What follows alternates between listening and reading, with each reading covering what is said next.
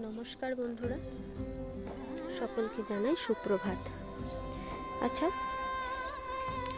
সকালবেলায় ঘুম থেকে উঠে যদি এমন একটা বাগান আপনার চোখের সামনে পড়ে, তাহলে আপনার কেমন লাগবে? মনটা খুশিতে ভরে যাবে, তাই না? আমারও ঠিক তাই। আর পরিস্থিতি যেমনই হোক না কেন, তার সাথে মানিয়ে নিয়ে জীবনের ছোট ছোট বিষয়ে আনন্দ খুঁজে নেওয়াই তো জীবন। আর নিজের ভালো থাকার চাবিকাঠি নিজেকেই তো রাখতে হবে, তাই না? আমি কথা দিয়েছিলাম যে ফুলগুলো ফুটে গেলে আবার একবার আপনাদের সামনে নিয়ে আসবো। তো এই দেখুন, যে জোড়া ফুলগুলো ছিল তারা এবার সুন্দরভাবে ফুটে উঠেছে।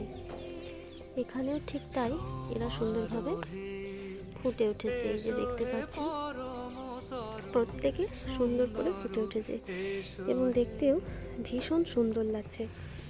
এটা আবার বেশ ইউনিকভাবে ফুটেছে। ইউনিক বলতে কালারটা আলাদা হয়েছে।